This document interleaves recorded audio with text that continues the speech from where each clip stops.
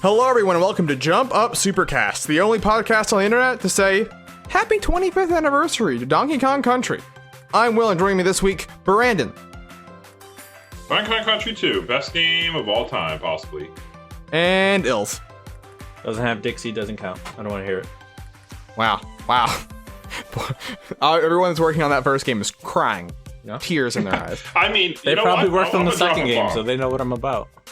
Yeah, it is worse than the second game by far. But also, I'm gonna drop a bomb, and I'm gonna think it's worse than the third game. All right, that's not good. This is ridiculous, guy. Listen, the third game. All right, if you replace, what is his name, Diddy Kong, And the dumb gimmicks. If you replace him with Donkey Kong, it's a better game. No, I'm telling you right now. I mean, it's a better game. No, dumb gimmicks. No, my ass. It's fun. That's the good gameplay mechanics in that game. They switch up the level design. It's really good. It's really interesting. They have a lot of cool ideas. Cool game. Really, it's better than the first one. I don't care. I started celebrating this game, but clearly it's just turned into slander and falsehood. It's still a good game. We'll see about that. But you know what else is 15 years old this week, boys? Not this week necessarily, but it's 15 years old. Half-Life 2. Hell yeah. Guess what? We're getting a new one. What? Yeah. I thought Valve stopped making video games. Apparently not. Because this week, on Tuesday, we got Half-Life: Alyx. Announced. We got a trailer for it today. What is it? Well, you play as the name would imply, Alyx Vance. It is not Half-Life 3. It is not Half-Life 3. It is a game for VR, designed for VR, only playable in VR. And it is set in between the events of Half-Life 1 and 2. Where sort of, in Half-Life 2, you start in the Resistance that is led by Alyx, and her father is already in the swing of things. It appears this game will be about how they got their start. But this is, it's been, like I said, over a decade since the last Half-Life game. It's been a while since Valve made a game that was not a card game. And now they have. Look at this. So first, before we get into the specifics of everything that surrounds this thing, how do you feel just about that? About Half-Life being back in this format? I'd say I'm a little sad that it's not a continuation of the story and a prequel, but Half-Life in any form is good. So yes, give me more Half-Life. Yeah, I think it's interesting because for a long time, their answer was sort of, we talked about this a couple months ago on the podcast, actually, that sort of Valve is, with Half-Life, always sort of, internally they were like, it was tied to the tech. We have Havok, we have all these different, physics engines in 2, the gravity gun, right, and that's always sort of made it, and we haven't had a thing that we were as excited about since, which I don't know if I fully believe. There's been a lot of tech that's happened since. Yeah, it's been 15 years. The tech has increased exponentially. I'm sure there's a lot of cool shit they could have done since. But VR is a neat thing, right? It is a clear, look at this weird technological breakthrough that we have, right? And it does sort of play off that strength of Half-Life 2, which was there was a certain element, people talk a lot about Ravenholm and that whole portion of that game, where it was fun just to see the way the different elements interacted, right? You shoot the buzzsaw at the thing and it sticks, right? And I think that there's something about taking that in the trailer. Sort of the first shot we see is Alyx in this room where a bunch of stuff has been disheveled, and you see with your presumably your hand, her hand, you push like a pot to the side to get a better look at something, right? And that's the stuff that I was like, oh, that's really cool, right? Like, there was a point later on where she reaches in and, finds a specific shell of, a shotgun and loads her shotgun with it, right? And that's the stuff that I was like, oh, that sort of is, this other weird, higher-level element of Half-Life that I feel like is continued here, in just that little bit they showed. Yeah, it looks fucking great, and, this could actually be, something that actually gets me to fucking get VR, finally, I wasn't looking forward to any VR games in the past, and maybe that's because I don't know that many VR games. But this is a game I can't really ignore, and I really want to play it. I think that's extremely true, right? Because we've said before many times that Sony has invested probably tens of millions of dollars into VR games, right? Let alone the tech behind it. But it's always been, Tetris Effect is maybe the biggest IP associated with a VR focused game. but it's not Half-Life, right? Almost nothing is. Mm-hmm. And so sort of like this is, I feel like if this doesn't work, I don't know what will make VR break in, you know? Yeah. Well, I mean, it doesn't help that it's a fucking huge price point, and I mean, it's so niche right now. You need a computer that can handle VR, and you know, their headset, the Valve Index, costs like $800 to properly set up. It's insane. I think that is nice, right? Is that they did not hide the game behind the Index specifically, right? If you have any PC VR capable headset, you should be good to go. Yes. Which is nice, right? Obviously, it'll be running differently at different resolutions and whatever else, but the game will play. But I do think it's interesting also because Valve is a company that we sort of noted before is a company that, because Steam is so successful, is sort of free of consequences, right? Like this game could come out and flop, and they would be fine, right? Because they're gonna still be making however much they make. Essentially, no financial stake for them. I mean, they can do whatever. It doesn't matter. And part of it is that they mentioned there's only like 50 people roughly have been working on this game, right? Which is not a ton for a big, undertaking like this. Not very many at all. Yeah. But some of those people are actually from Campo Santo, which we talked about years ago, I think now, a company that was acquired by Valve that made Firewatch and In the Valley of the Gods, or was working on In the Valley of the Gods, is now working on this game instead, which is interesting. But sort of, I guess the larger question is, so like we mentioned, it has been 10 years since Half-Life has been around, right? Do we think that the drawing power of it has lessened any with time? No, I don't think so. I mean, the moment I heard about this game, I lit up. I want to play this. If it has Half-Life on it, I just have such good memories of Half-Life 2 and Episode 1 and Episode 2 that I really just want to get back into this world because, it's amazing. Mm-hmm. So I think it's like one of those titles that will never really fade away from the consciousness. Sure. And I think it also has become like sort of mythologized a little bit, right? Half-Life 3 is sort of like the white whale that still never came about, right? Like the last one, really, basically. Yeah. Like we have Final Fantasy 7 Remake, we have a bunch of other, We got Kingdom Hearts 3, we got fucking Final Fantasy 15. We got Duke Nukem Forever. We did it, right? Yeah. Even Shenmue's now out, Yeah, so like Shenmue 3, yeah. And so it's sort of it is sort of, it's gaming, like I sort of said, it's the last one, and we'll see. Obviously this is not 3, right? But they did say in an interview with I need to make a Uncharted 5 where you find Half-Life 3. They did like a nice interview with Keighley that was like 22 minutes long. And they mentioned that they sort of, like Jeff asked, like, is this like the return for Half-Life? And they're sort of like, we don't want to get ahead of ourselves. If people hate this, then we'll probably go back to the drawing board. But we view it as a thing that we wish we had been doing more, right? Is sort of the way that they answered it. And so I think that it is interesting to sort of see if this is a return for the series, right? Or if it is this weird one-off. That we won't have long to wait because it is coming in March. Not long at all, which is pretty crazy. Another fucking game coming in March. Jesus Christ. It is true. Man. A couple of things. We got Animal Crossing. That's all we need. No, try again. We got. I don't need to try again. I got fucking Final Fantasy 7, Half-Life Alyx now. What else is coming out? There was, there's Cyberpunk in April. I think there's one other game that I'm forgetting about. Watch Dogs was there, but it moved. The Last of Us was there, but it also moved. Oh, yes, right. That's in May now. That was the one. But still, I mean, what a thing to like swap out for, like, oh, we have this one thing that's like been waited for all generation. Now we have this other thing that's been waited for all generation. Yeah. So that'll be interesting, right? There's big.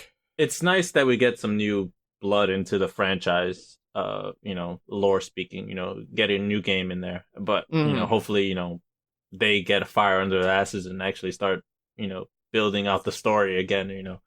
Get motivated to complete the story for Gordon Freeman.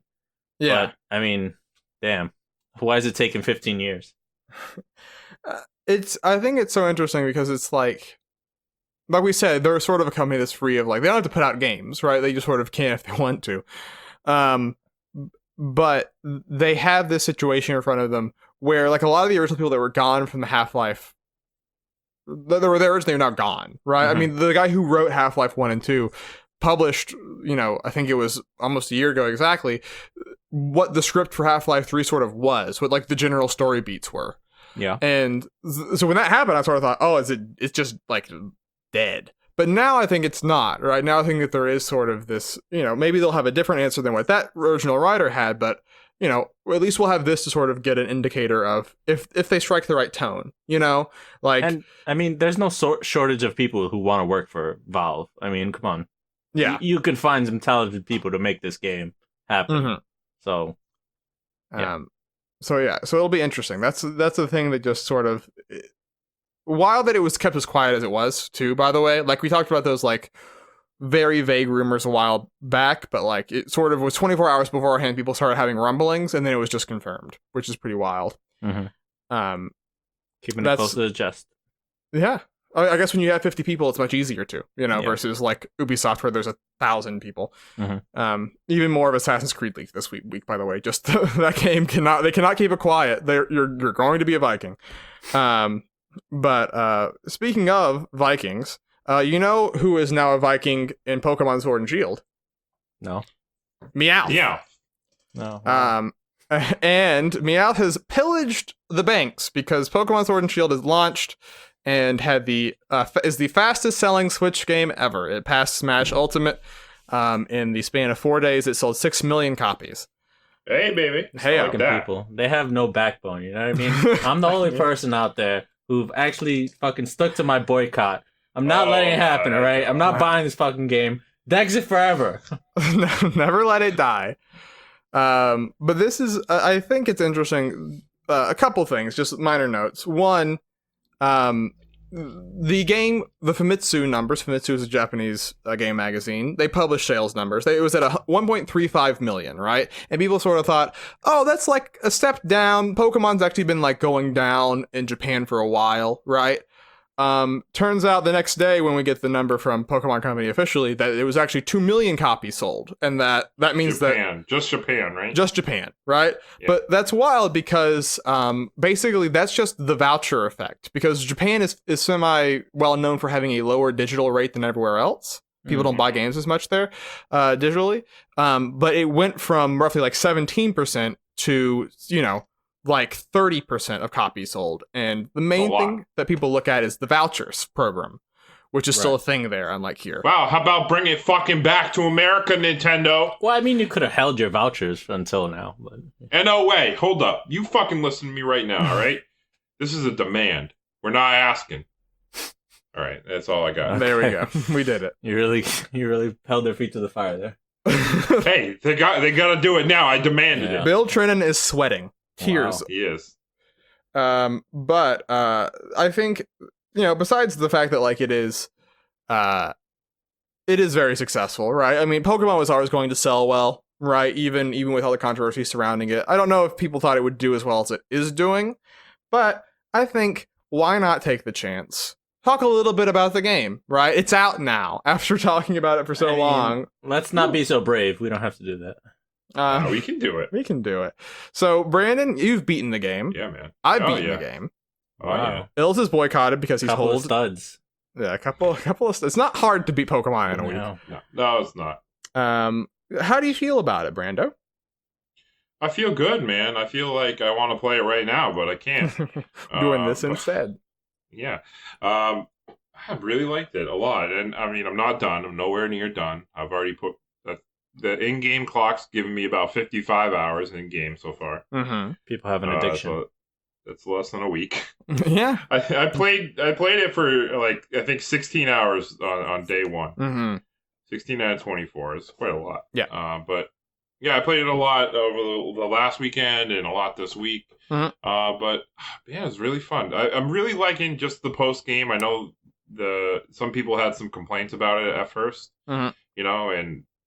And I guess rightfully so. But like, also if you are into doing the raids, you're gonna have a lot of post game fun to do. Yeah, you're trying to catch all the Pokemon, do the raids, build a competitive team. There's a lot of fun to have post game if you're into it. But I thought the point was that you can't catch all the Pokemon. Well, 400 still a lot. Pokemon in the game. All right. When it comes down to actually catching them, 400 still feels like a undertaking. And I want to tell people who, if you've read, the reports about the game only taking 14 hours, the game only is going to take 14 hours if you want it to take 14 hours. You can fly through the game, sure. But I played through this game at my own pace, and it took me about, somewhere around 25, 30 hours. I wasn't, looking at an exact number there, but, it wasn't 14, I'll tell you that. Yeah. So you got to be really powered through the game if you're getting only that amount of time out of this game. And if you're a fan of Pokemon, you're going to like it. You're going to have fun. Yeah. Two things that I was surprised by, and you can go back and listen and sort of see that when we talked about them, I was sort of like, we'll see if I like them or not. Was the raids and the camp features, right? The raids in particular, because when they first got announced, I was it was a new thing for a mainline Pokemon game to have a multiplayer PvE element, right? And the thing that I think it really has helped a ton with is that for a long time, there is sort of a no man's land of Pokemon fans, I think, right? Which is that, like me, for example, right? I generally don't do a ton of training up of 6 IV, egg move, sort of competitive ready Pokemon. I do a couple, but not a ton. And then there are friends, but then there are my friends that do that, right? That do 50 or 60 of those Pokemon. And then there's my friends who have played 3 of the games and remember, a couple of the Pokemon, but don't remember typing or anything, right? And when the only way is to battle with each other or trade with each other, I stomp the people that only play every so often, right? Which puts them... Fucking bully. Which is not fun for them, right? But then the people that do all the competitive stuff stomp me, right? And so sort of there's that middle space that I think has always been weird for Pokemon, right? And I think having this element that is, okay, I can get my buddy who is super competitive, right? I can get my buddy who has not played since Gen 1, and we can all do the raid battle together and be fine, No one's really holding each other back. No one's really feeling like, oh, we're dead weight. And we get to do this thing that's communal, but it's still multiplayer, right? And I think that you do have to have a little bit of strategy when you do the harder ones. Sure, but it's mostly typing, right? And it's communicating of okay, I want to be the one to Dynamax or whatever, Which to me is something that like I mentioned, almost every night this week I've sort of come home and either just done raids by myself or match made even with randoms and had a good time, not just with friends. And I think that to me really caught off guard. And obviously the animations were a point of contention through much of the pre-release cycle. But seeing the Pokemon walk around the camp, because at first I thought, okay, this is just an expanded Pokemon-Ami, and it sort of still is that. But there is something I think about seeing them share a space and just seeing the little things that the Pokemon do that really adds a lot to it, right? Like Pokemon's strongest aspect has always been the creatures, and that exemplifies the creatures better than either Pokemon-Ami or Refresh did, in my opinion. Help me understand them better. There's some fun stuff to be had in there. I mean, it's not really for me. I don't really use it. I use it for a few minutes and was like, all right, that's cool, I guess. But I'm excited to see other people getting a lot of fun out of it. And I saw a video of Croagunk walking, and it was the coolest fucking shit I've ever seen in my life. Yeah. And just like it's super designed for Twitter. Like there's been so many tweets that I've seen that sometimes it's just like, here's Sobble slowly crawling his way over to you and then just smiling at the end, and I'm like, all right, this guy's adorable, I love him.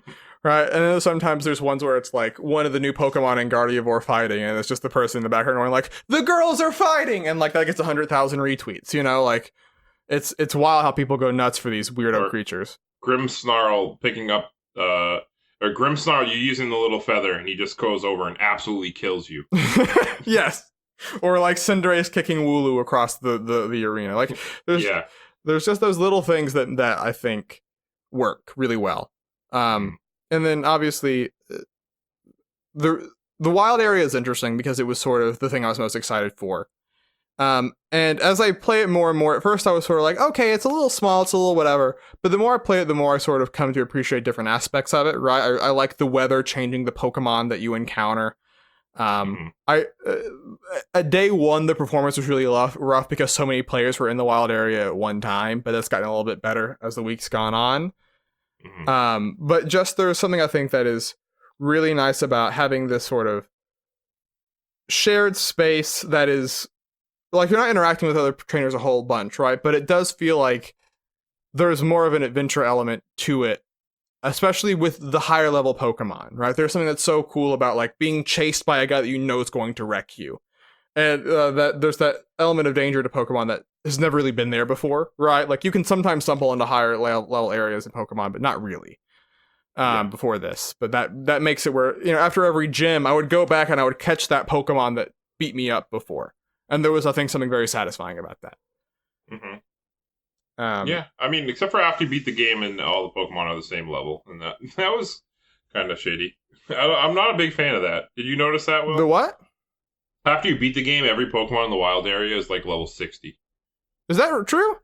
Yeah, like every single one, except for the ones that are like not in the grass. The like ones that are like specifically like, oh, this is a stronger Pokemon. Weird. They're like level like 65 to 70. I didn't notice that. Maybe because I did one. I Like did a bunch of my Vulpix wild is level area 60. stuff right before I beat the game, so I haven't done a whole bunch after that. So maybe that's maybe why I didn't notice it. Yeah, but they yeah, they just even them all out. It's kind of weird. Yeah, because I guess the one thing I also like is that there's a bunch of quality of life changes that are super nice. Oh my god, so many. I mean, having the box with you at all times. I know it's kind of a carryover from Let's Go, but it's a godsend. Mm-hmm.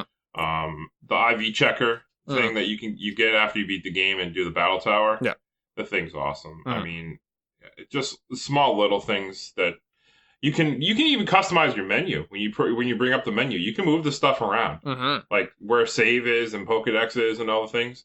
You can move that around, which is cool. It's just so many little things, and just the menus look so crisp.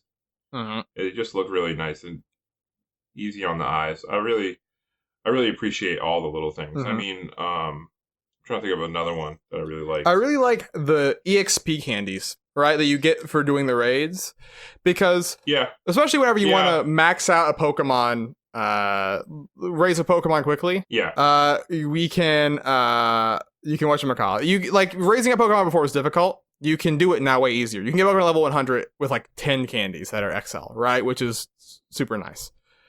Yeah. It makes it, or evolving them, you know, to basically like competitive training is easier than ever and it's more accessible than ever. Yep. And there's a lot of things that went in the step in the right direction to help you out. But yeah, I mean, so that's sort of we'll not go overly long, I guess, according to ills we already have. But you know, a successful launch for Pokemon. Which is and we both had fun with it too, which is obviously the more important thing, right? But like you know, and the Pokemon design's amazing. So many good ones in there. Love this new gen. Or great soundtrack too. Also love a ton of the music in that game. But you know, a successful launch for Pokemon, a game that was mired with some controversy before launch. Another thing launched this week did not have that same level of success despite being mired by controversy, and that's Google Stadia. Oh shit! Oh, it's here. It's here. It is. Well, is it? So we mentioned last week some problems. You know, we want to give some credit, right? The 12 launch games got expanded to 22 launch games, which is surprising. Oh, really? I didn't even see that. Which is weird to me that they're able to do that in the span of 2 days. I guess it means that the pre-releases beforehand were like a strategic decision. It means panic mode has been engaged. I mean, maybe. So a really dumb strategic decision if that was what they were aiming for. Yeah, I mean, I'm not claiming otherwise, but I do think it's interesting.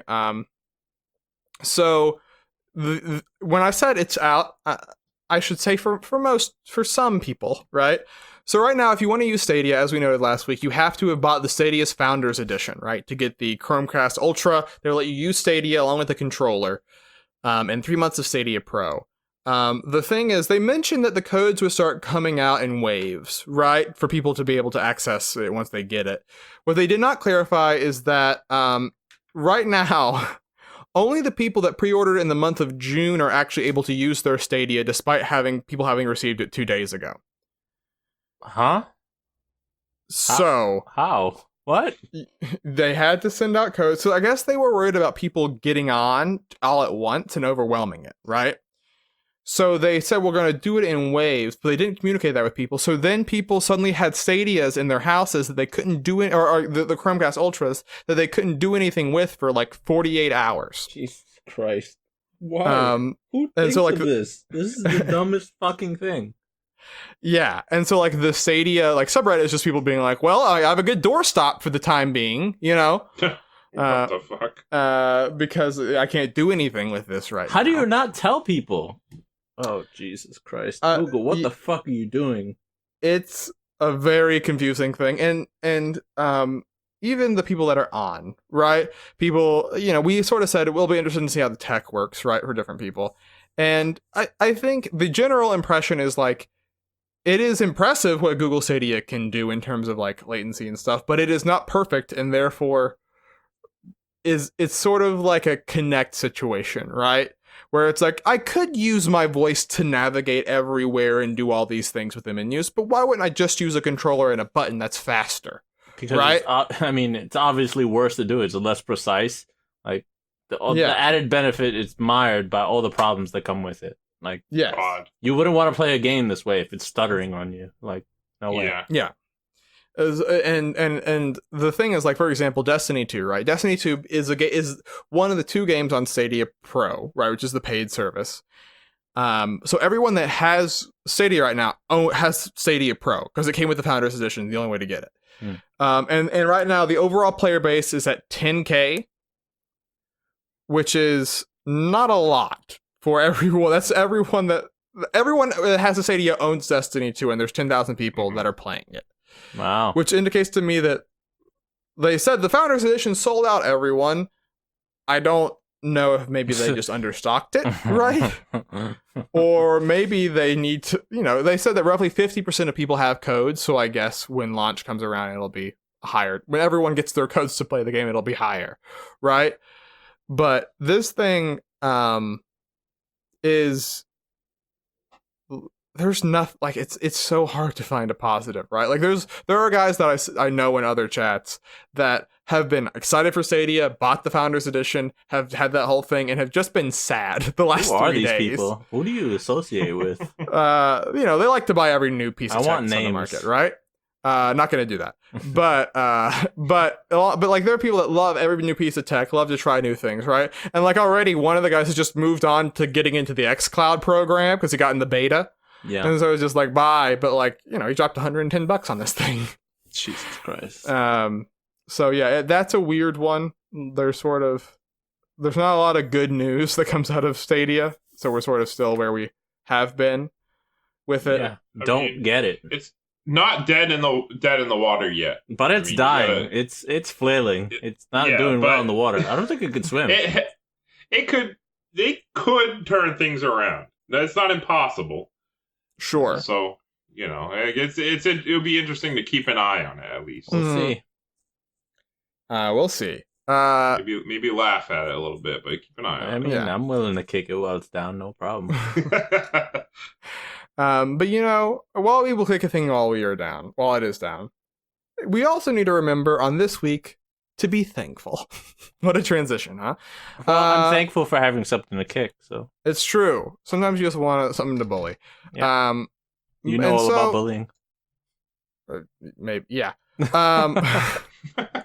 But you know, this week, last year, we did games we're thankful for, which was nice, right? Whatever. Yeah. Now we're gonna get a little weird with it, right? Because what do you do on Thanksgiving Day, actually, instead of being thankful? You eat, right? You eat, you're off from work, it's nice, right? So maybe instead of looking at that, you know, you might be off for 5 days from school, right? If you're in college, you'll be home for fall break, maybe. Let's give a Thanksgiving Day meal of video games, right? An appetizer, a main course, a dessert, right? We were going to have more, but Moose and Saf didn't show up.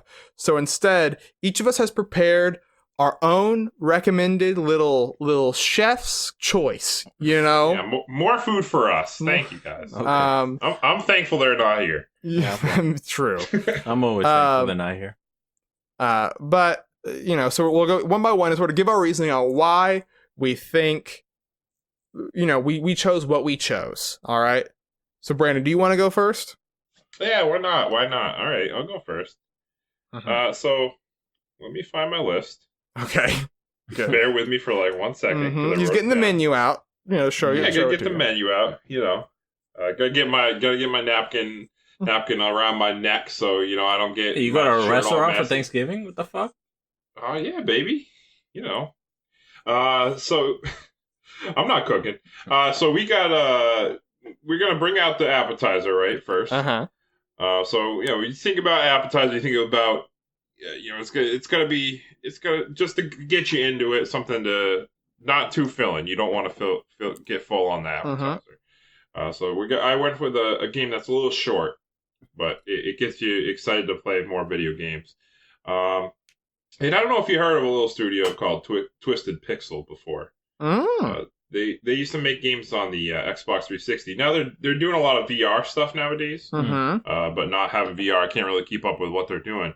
Sure. But they made a little game back on 360 on the Xbox Arcade, and it was called Comic Jumper: The Adventures of Captain Smiley. Okay. And that game was short. It was short and sweet, and I really enjoyed that game. I don't think you never hear people talk about it. I feel like. No, I've not thought about Comic Jumper in a long time. But yeah, man. Yeah, exactly. So I'm bringing it back. Comic Jumper is it's a lot of things. It does a lot of different things. It's you go through different genres of comics, which is fun. And you play as Captain Smiley. It's a big smiley face man with he's got a star on his chest, and that star is voiced by the voice of Vegeta, Christopher R. Sabat himself. Oh. And the star has an attitude. He's a grumpy kind of like Danny DeVito type character, I guess. That would be something that you would see Danny DeVito voicing. But they argue with each other. It's fun. But the game has good writing. It's really funny. And it has a lot of different genres. It's like action, platforming, shooting, side-scrolling shoot 'em up levels. It's just crazy. It's just absolutely batshit insane, and it's short, and it's really fun while it lasts. What kind of game is it? It's a 2D action platformer, shoot 'em up. It's all sorts of things. Oh, okay, cool. Yeah, it does a bunch of different genres. You go through different comic genres too. Like each level is a different one. Like you have old school, like kind of Batman style. At one point, you're even in a manga. Oh. You go through like manga style, and you're in a high school, and that high school is called Hent High. Oh wow! Look at that. Getting real edgy. Put the kids to bed. It's an appetizer, but the kids should be in bed. Yeah. I mean, it's a little tongue in cheek. Come on. I get it. Yeah. It's like SpongeBob when they put the little adult jokes in there. Yeah. And dad's laughing at. All right, that's a good appetizer. All right, yeah. Our palate has been wet. What do we got next? So what we got next? We're bringing out the main course. Main course is I'm gonna put out Borderlands 3. It's a newer game. Okay. Yeah, but if you want something that you can really get into and fill you up over your vacation, is Borderlands 3. There's a lot. If you ever played Borderlands, the looter shooter. There's a lot to get into. You're gonna have a fun time, and it's a decently lengthy adventure. There's a DLC coming out for it pretty soon. So you get a lot of bang out of your buck with that game. Maybe your cousin's home. You play some multiplayer. Yeah. You sit around the table. Share the wishbone, the turkey leg. That's how you determine who gets the legendary gun. Yeah, exactly. Well, in this game, I think they made it so everybody can get it. Wow, soft. You can choose. You can choose so that everybody can get it, or you can be an asshole. You can choose where everybody rushes in for it, like old school. So there you go. I gotta finish Borderlands 3, so maybe I'm putting it on there for my own sake, because a lot of things came out and I got distracted. Maybe you're waiting for me. I'm waiting for Ails now. Playing on the 1X. Oh, baby. It's going to be fun. And then your dessert, right? The sweetness. Yeah, sweetness. So I went with the sweetness. I had to pick something nice and sweet. And I thought of Professor Layton. So I went with Professor Layton in the Diabolical Box. It's the second game in the series. But I guess you can pick anyone if you want. But I was really a big fan of this second game. Mm-hmm. It has a really touching ending to it. I'm not going to get into spoiler territory, but I gotta say, play through that whole game, dude. Mm-hmm. You might cry. Maybe. Because I usually don't, but I just finished Walking Dead Season 1, and that was the next game I played, and I was feeling real emotional. You're just in a certain mind state. I was. And the ending really hit me hard, so it was really sweet. And Professor Layton is usually a game that has some good stories involved. And I think it's a nice little dessert. Sit on the couch, relax, solve some puzzles, have some fun. Layton kind of has the color palette of like a slice of pumpkin pie, his shirt. Yeah, he does. Yeah, he does. You're right. I guess that's what I was thinking of. Maybe. There you go. It's cozy. It's a nice, relaxing game to end your day with, Yeah, it's a nice, cozy game. Yeah, Professor Layton. Check it out if you haven't. One just came out on the Switch. A Professor Layton game did. So. It was Lady Layton, right? Lady Layton. If you want to play as a cute girl other than a old man. Yeah. But either way, you pick a Professor Layton game, you're not going. I tell you, you're not gonna go wrong. I feel like there's 15 Professor Layton games out now. There's a decent amount of them. There's even a little animated movie too. So. There's the one where he's with Phoenix Wright. That's like about the witch trials, which has a little bit of a Thanksgiving vibe, back when we kill people for thinking they were witches. It does. Yeah. So yeah, play one of those games. But my personal favorite, I'm a big fan of Diabolical Box. That's a good 3-parter, right? Let's review really fast. We have Comic Jumper as your appetizer. Yeah. Main meal, Borderlands 3 dessert, Professor Layton, and the Diabolical Box. All right, that's good. I like that a lot.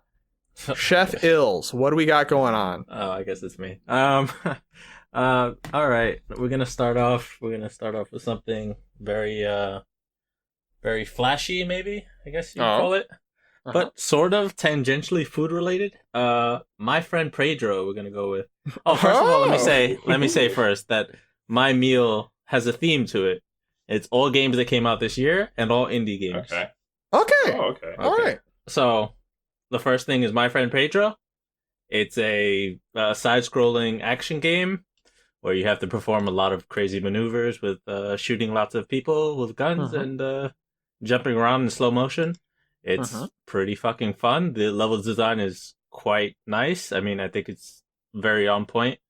The food-related part is that your friend Pedro is actually a talking banana.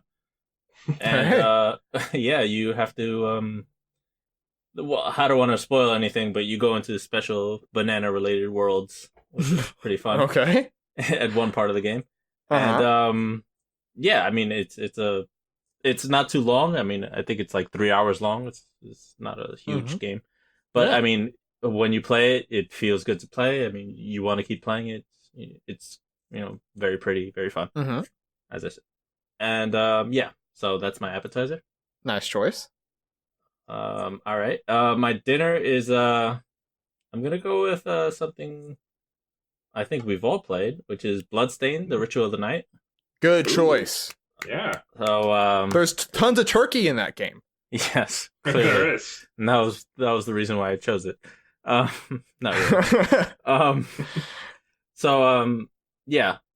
It's pretty much a Metroidvania without the Metroid or Vania parts. Without the names Metroid or Vania. Sure.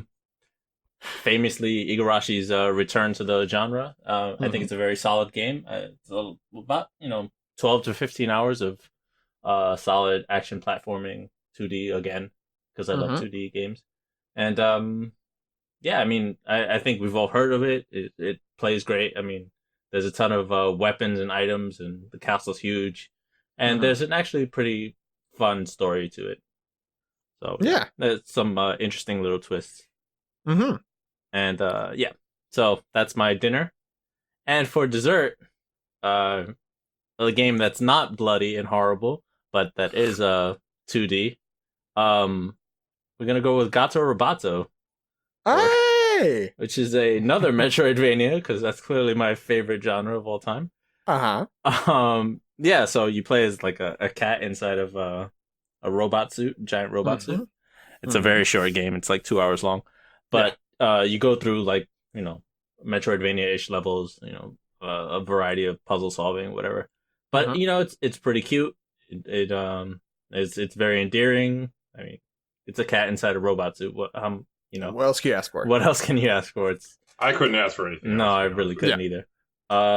Yeah, so it's cute, it's fun. It's not going to take you very long, but it's definitely worth it. Nice. That is, I really appreciate the theming with that one, right? Yeah. Clearly, there was a plan laid out by the chef. He had a thing in mind, This will not continue with my list. But with my appetizer, a similar sort of art style, very sort of like black and white, heavy like Kata Roboto sort of is. Mm-hmm. I did Minute, which is a game that came out back in 2018. It's an indie game. The sort of whole idea, as the name implies, is that early on you get cursed to restart every minute. You only have a minute to do anything, right? And so it's very much about sort of learning to get things done relatively quickly, right? To sort of explore and not overextend yourself, but sort of it's super charming, right? There's not a huge punishment for death along the way, so you don't really have to stress too much. It, in a lot of ways, actually has a lot of similar sort of charm to it in my mind as like Link's Awakening, right? Where it's sort of a small amount of NPCs, but they're all very charming and weird, and it's sort of fun to get to see how they interact together. Yeah. And it's only about an hour and a half long, so not long at all. Yeah. Just a good little appetizer, right? But then, main course, right? I did one that's very old. I think this one is very close to Ilse's heart, but you cannot go wrong with Chrono Trigger, right? Fuck off. Jesus Christ. It's fine. How could you pick this game? I picked Chrono Trigger amazing. because Chrono Trigger is a thing. I was thinking about like main course, right? Longer games. Chrono Trigger is actually is not as long as you think it is, right? No, it's for like 20 hours. Yeah, but it's all killer, no filler. If you're on home from vacation, you want to play a game that you're gonna have a great time with, right? You're not gonna mess up with Chrono Trigger, right? This game is just possibly.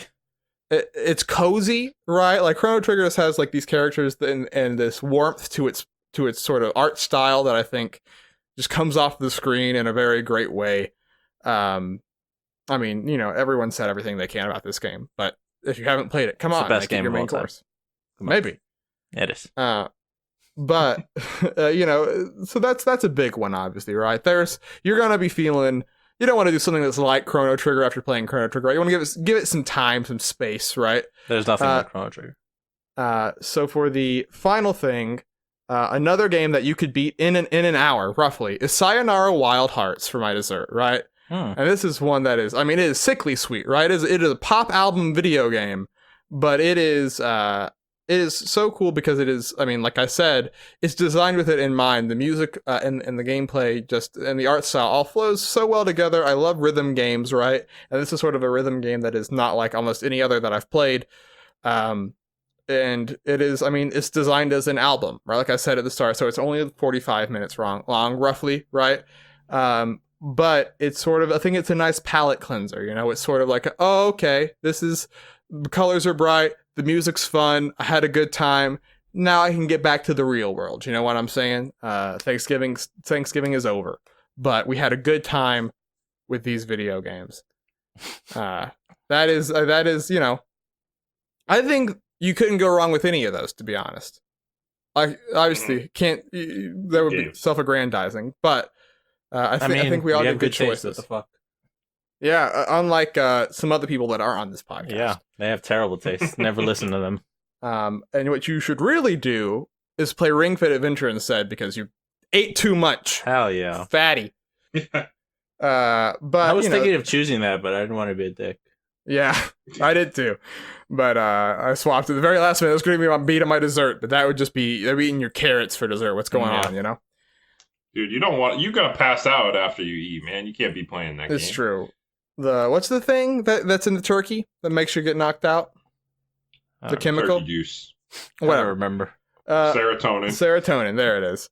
Okay. There it is. Sure. That serotonin's in your system. You gotta be playing something else. You can't be doing Ring Fit. But those were 9 great video games. Had a good time, obviously on this Thanksgiving talking about them. But we have one more game to talk about, and I don't know what it is. All I know is that it's going to go on the list. The list. Follow along in the paste bin below. Every week we add a game to a ever-growing list of, you think I would scroll to the bottom before I start this spiel? 146 video games. That, my friends, is quite a few. Not all of these games are good. Not all these games are bad. But they're all on the list. And that's what's important. Last week, Ills brought a game to the list. It was Restar. Normally I forget, but this time I remembered, right? Wow. So proud. The only problem, though, is that I forgot where exactly it ended up. 110. 110. You know, you think that sounds low, but if you look at the games that surround it, it's a good spot. Yeah. But along the way, this is Brandon. I don't know if you've prepared. He's prepared. I have. Okay. I'm prepared. Let him at him. All right, have at it. First of all, I want to say that I'm pretty sure it's actually tryptophan, the stuff that makes you tired. Okay, that sounds more correct. I was just pulling chemicals out of my ass when I said serotonin. But anyway, we started this podcast saying thank you to a game called Donkey Kong Country. Mm-hmm. And we wanted to thank it for, being a cool game in its 25th year. And why way to celebrate by putting it on the list? Mm-hmm. So it's time to put Donkey Kong Country on the list. Okay. So we already have the first one on the list. The second one. Sorry, the second one. Mm-hmm. And I remember when I picked the second game. I'm a stickler for wanting to do things in order too, most of the time. So you guys were surprised, like, Brandon, why'd you pick the second game? I was like, this is one of my favorite games ever. Mm-hmm. But I also have a real affinity for the first one too. Yeah. Me and Will played it not too long ago. Mm-hmm. We actually streamed it at the same time. We both played the game and kind of raced to see who could beat it first. Brandon won. We streamed the whole game. Mm-hmm. Just Start over to 2 finish. hours, I think we took. Says he has Yeah. a real affinity for the game. Spent the beginning of the fucking podcast bashing the game. Good job. Well, I was just saying that it was the worst of the Donkey Kong Country original. It's okay. We know your true feelings now. Put it But in it's hell. it's a really good game. Mm-hmm. It's a really fun platformer. I mean, this game, people blew their shit off when they saw this game for the first time. The CG graphics. Yeah, man, It's like Toy Pre-rendered, Story. baby. Yeah, look like Toy Story in real life, and by real life I mean 16-bit on your TV screen in 1996. Wowie zowie. When I don't know when this game came out, it was in the 90s something. But I mean, it really did though. When this game came out, it looked fucking ridiculous. How cool this looked. It still looks good. You know, Mm-hmm. it still holds up to this day. You know, honestly, indie game developers, I'd want to see like some game pre-rendered like kind of games looking like this. You know, Mhm. like you know how they people always out there doing different styles like 8-bit or 16-bit Mhm. and trying to recreate some stuff. I want to see somebody recreate like an indie game like looking like that. Sure. That'd be cool. I'd be into that. Mhm. But back to Donkey Kong Country, the game. It holds up well, not only in looks, but I would say in gameplay too. Mm-hmm. Mm-hmm. Level design is pretty fucking solid. Yeah. There's a lot of different stuff you can do in the game. You know, Mhm. there's the minecart levels. There's a lot of gimmicks they do in the levels that keep the levels fresh and interesting as the Sure. game progresses. Yeah. You have levels that are focused around barrels. Mhm. Mm-hmm. You have levels that are focused around platforms that you need to grab fuel to recharge. Mhm. Yeah. You have levels that you have to constantly turn on a flickering light switch Yeah. to Like light your way. Red light, green light. There's Do they have that? yeah, there's a lot of just really cool, interesting stuff that like every level is like its new, unique gimmick, kind of, you know. And also the rideable animals and stuff like that. Mhm. Mm-hmm. Yeah, and the Donkey Kong, Diddy Kong switching back and forth thing was a cool, unique thing. I think at the time. Yeah. To have two different main playable characters Yeah. that they're basically your hit points. You lose one, you got to go get the other one, and they're trapped in a barrel that's like further along the level. Mhm. Yeah, and they play differently, and it's fun to play co-op with them. Mhm. Yep. Yeah, you can play two players, Yeah. two-player co-op. Which it's a great solid game, Mhm. man. I think so. Music also very. I was about to Music say, is yeah, very good. shout out. Yes. Love Donkey Kong Country as a series is some of my favorite soundtracks in video games. Mm-hmm. And also I think it's really cool. I mean, this sort of is irrespective of where we rank it, but I think it's weird to look back and think about how how this game defined DK in such a weird, different way. You know, like before this, it was just the arcade games where he was this big, weird monkey. And like now he's this guy that wears a tie and has a family and a whole island and this K. Rool. Like they built this world for this character to make him be this whole new thing in a way that was so cool. And like we sort of look back and we don't think about how much they got to redefine one of Nintendo's oldest characters. Right. And cool. Non-Japanese company with Rare too. Yeah, I mean he was barely a character before this game. Yeah, really was. Outside of the arcades, I mean, he was always the bad guy too. Yeah. Right? This is like the first time giving him like a starring role in a game. Yeah, and the world's super charming too, right? Like all those weird Kongs. Like obviously people malign a lot of the later Kongs, but like Cranky and Diddy and Funky, Candy we don't acknowledge as much, but like just what a fun cast of weirdos. Yeah. And the enemies were cool. You know, the Kremlings. Yeah. A lot of King cool, K. Rool. Unique enemy designs. Yeah, K. Rool. I mean, he's in Smash now. Very after all this time. See some. After all this time, it's good to see some representation of that series a little bit more in Smash. Yeah. So where do you want it? So, oh, man, tough. God, what is that? This is gonna be a tough one for me to put here on the list. I'm thinking like somewhere. I'm thinking like 50s, 40s, maybe. That's where I was looking. I was looking in the 40s. Damn. My biggest thing is, do we think it's better than SteamWorld Dig? I haven't played SteamWorld Dig. Yeah, I think it is.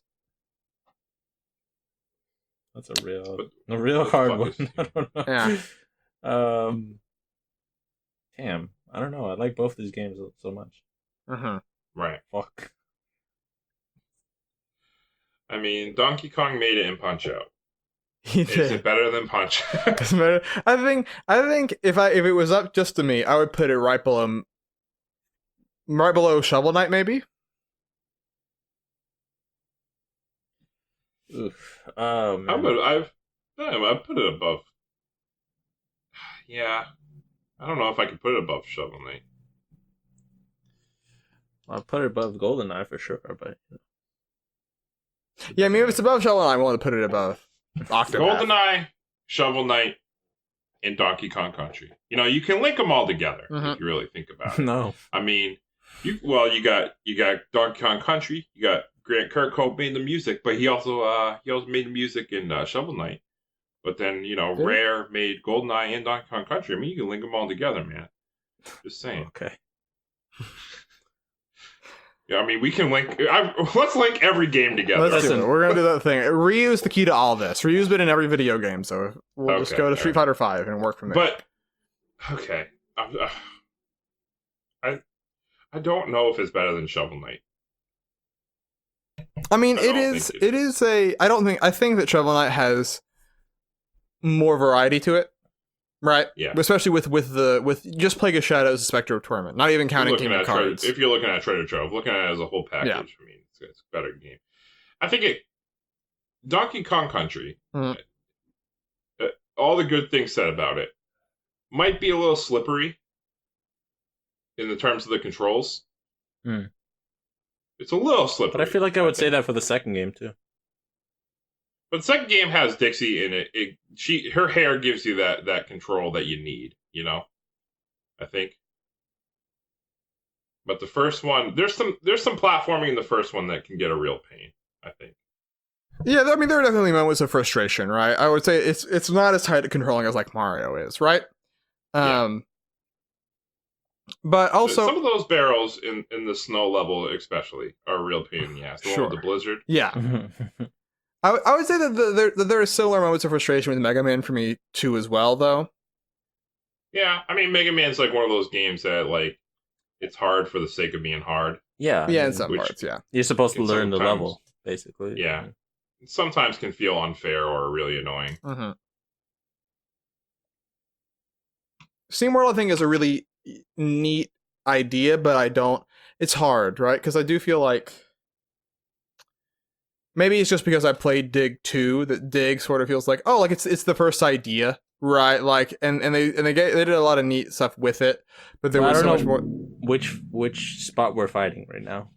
Well, that's what I'm sort of the area. Yeah, we're sort of feel it. So, I mean, where are all of you at? Because I'm still like fine with right below Shovel Knight, to be honest. I think I'm all right with that too.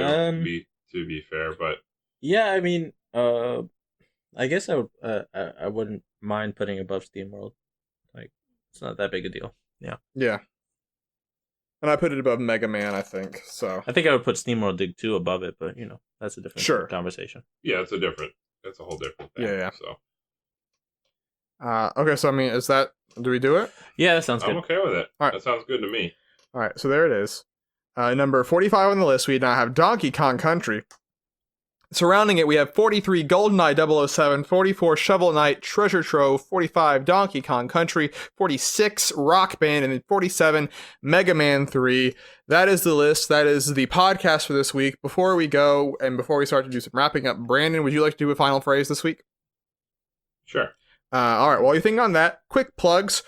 When you're hearing this, we have a, let's see, what? So when is the next game club? Next Thursday. This Thursday? Yeah, is it this Thursday? Yeah, this Thursday. All right, this Thursday. Thanksgiving, baby. Thanksgiving Day. While you're gather the family around, listen as we discuss Metal Wolf Chaos. We're gonna celebrate America, baby. Yeah, we're gonna celebrate America on Thanksgiving. Woohoo! That is gonna be a conversation and a half. I'm not gonna be there, but I'm excited to hear it. Besides that, obviously every Monday we go live with this podcast. You can make sure not to miss it by following us on your podcast service of choice and on twitter.com/JumpUpSupercast, as well as on Facebook and Instagram, both at JumpUpSupercast. Of course, if you enjoyed this, rate us 5 stars and let us know. That always means the world to us. Besides all of that, of course, we will be at some point. We'll let you know when Ranker Series has happened. We want to, because that will be when things get moved on the list, things get shifted, because sometimes things change, the list 50 games ago, when we ranked something, maybe it's in a completely wrong spot now. That's where we fight to make it right, and sometimes we just fight, period. But that is worth checking out on our Twitch whenever we do it.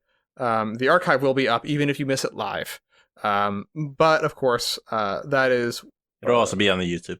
It will also. You're correct. Thank you. It will also be on the YouTube. Yeah. Where also our episodes are as well. But that is the podcast. Like I said, I want to thank you all for listening. And now, Brandon, your final phrase. We've been thankful for a lot of things today, and for good reason. It's always good to be thankful for things. So, happy birthday, Donkey Kong Country. You're 25 years old, you old bastard. You did it. We love you. But there's something else I really want to say thank you to. This is a little website that just made by a big old fan. He had a lot of love and for a series called Pokemon. And his name's Joe Merrick. He made Cerebi, Cerebi.net. It's just the best fan site out there for Pokemon, by far. He puts a lot of love and effort into that website.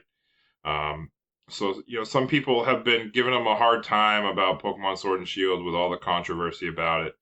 But, it's good to also see there's a lot of people out there that are showing him love. And I want to say thank you to him. I'm thankful for that site.